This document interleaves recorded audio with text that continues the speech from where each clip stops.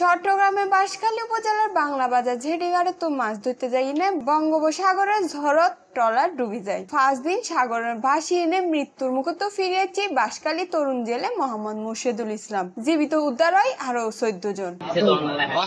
বাঁশখালী কমনে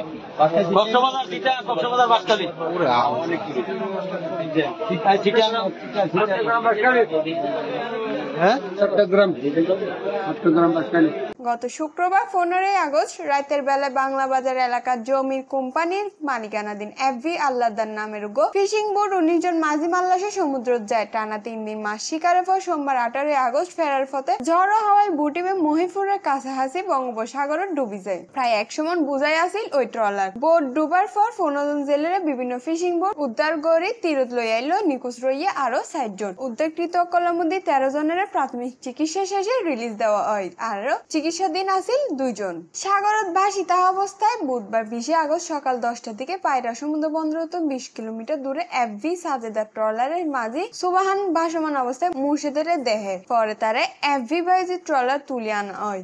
উদ্ধারকৃত মুর্শিদ জানাইয়ে আর 19 জন একলগে আসিলাম। হঠাৎ ঝড় হাওয়ায় ট্রলার ইবে ডুবে যায়। এরপর আর কিছু মনত নাই। হতাশ হইতে হইতে তেই অজ্ঞান হয়ে পড়ে। বর্তমানে তেই পটুয়াখালী কলাপাড়া উপজেলা স্বাস্থ্য কমপ্লেক্সত চিকিৎসাধীন আছেন। উদ্ধারকারী জেলে সিরাজ হইয়ে তারে যখন আরা দেহি তে মুমূর্ষ অবস্থায় আছিল। গরম হওয়ার দিনে ডাহি তেল মালিশ করে এরপর ধীরে ধীরে সুস্থ হয়। নাম ঠিকানা হওয়ার পর আবার অজ্ঞান হয়ে পড়ে। ইন্দির নিখোঁজ 60 জেলের উদ্ধারে কোস্ট গার্ড হাজগড়া বিলি জানাইয়ে এফভি আল্লাহদার ফিশিং বোটের মালিক জমির কোম্পানির নিখোঁজ সকল বাঁশখালী উপজেলার সরল ইউনিয়নের কাহারগুনা এলাকার বাসিন্দা।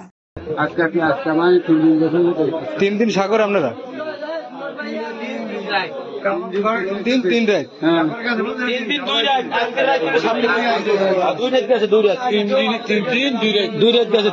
রাত বাসায় যোগাযোগ করছো? হ্যাঁ, কিছু কিছু মাছের যোগাযোগ হয়ে গেছে। সবাই এক জায়গার না? না, সব তো বাচ্চারই না। সবাই যে কজন আসালা পড়ে সবাই আইতে উঠতে পারছে? একটা সিগারেট দাও। সবাই উঠতে পারছে? তোমরা পাও নাই কয়জন? 7 জন পাও নাই? ওই লোকটা কি সুস্থ হয়েছে?